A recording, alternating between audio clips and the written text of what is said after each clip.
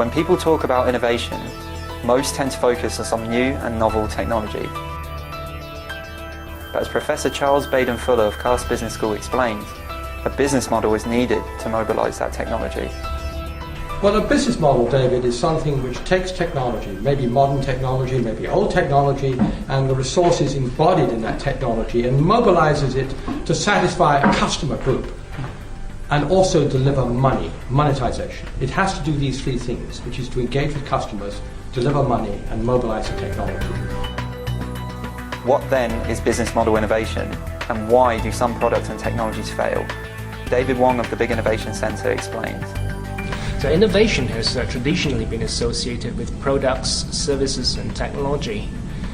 Until relatively recently, few people have actually paid attention to business model innovation. Yet the best designed product, or state-of-the-art technology for that matter, might not necessarily take off unless it is wrapped in a suitable business model. Take for example Xerox's state-of-the-art Model 914. At that time it was state-of-the-art, but it never took off until Xerox invented a leasing business model that we are all familiar with today.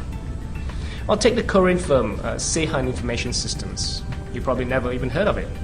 And actually, this was the firm that introduced the world's first commercial MP3 player back in 1998. But it never took off, again due to the lack of a clever business model. Now, Apple saw the opportunity and they introduced a hardware-software lock-in model through its ecosystem, particularly through the iPod and iTunes in the early noughties. And the rest, as they say, is history. So business model innovation is essentially innovation in the way value is created, delivered and captured. This may entail something as fundamental as a novel value proposition that offers a new solution to customer jobs, or that helps customers get their jobs done more effectively. Or it may involve a reconfiguration of the activity system. That is how we do things differently to create new or better value for customers. Think about Halo taxis.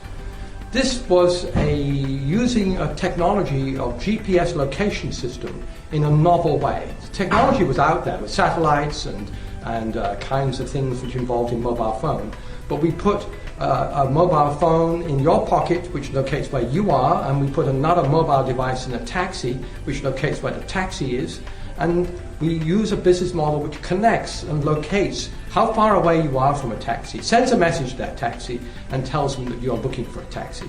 And the monetization occurs because the taxi driver adds something on his meter to charge you for the cost of that service, which goes back to Halo. What's new about it? Well, it's the idea that traditionally you didn't have this kind of marketplace in the market for taxis. You didn't have an auctioneering system in the market for taxis. You actually had to physically go out and find one, in much the same way as the old person had to go and find a source of meat or source of food, or find a customer, or find a supplier for something.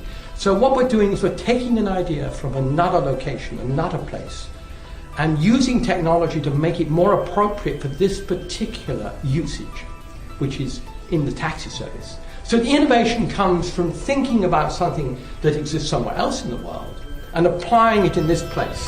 That's the novelty. That's where management skill comes.